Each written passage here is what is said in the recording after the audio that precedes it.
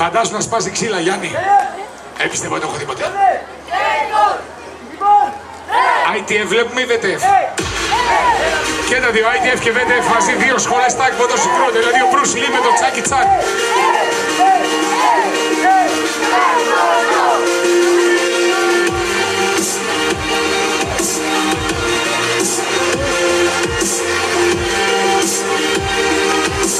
Εδώ τα κορίτσια για να μην τα υποτιμάτε.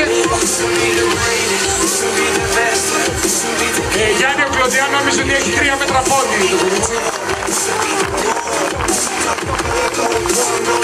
Τι βλέπεις λέει στον δρόμο, λες αποκλείται φθηνά. Μπορεί να με χτυπήσει και τελικά μπορεί.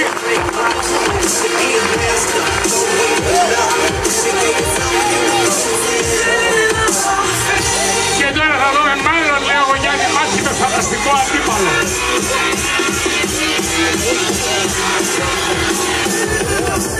Όχι, με πραγματικό αντίπαλο θα δούμε μάχη.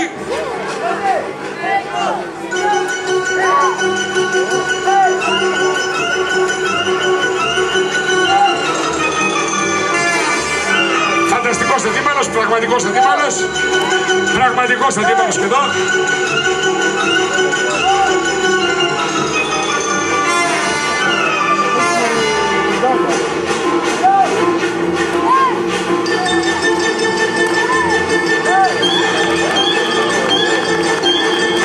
Αυτά γένατα εδώ γιατί καμιά φορά εσύ.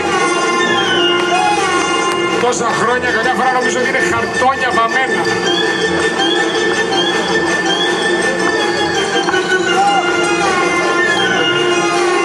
Το μόνο ξύλο εγώ το πήρα απ' όλα. Δεν σπάει. Πάρε αυτό, πάρε αυτό.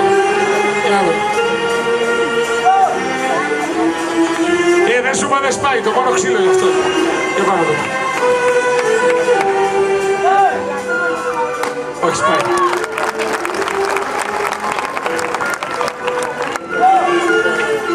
Αυτά τα ξύλα τα κρατάμε.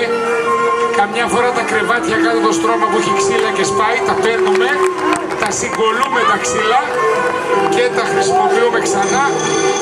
Όχι για λόγους οικονομίας, για λόγους ανακύκλωσης.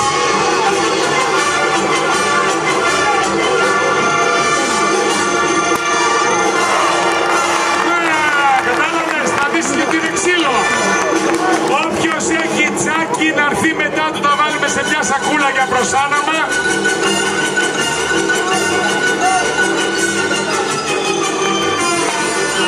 Παρακαλώ χειροκροτήστε τα παιδιά μας. Όχι, παιδιά, θα γίνει εδώ.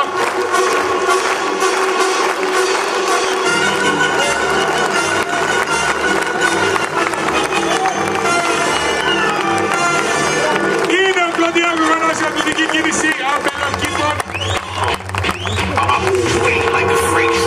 Όλα νομίζω ότι τελειώνει το τάικοντο και κι άλλο, κι άλλο. Πολύ ενδιαφέρον.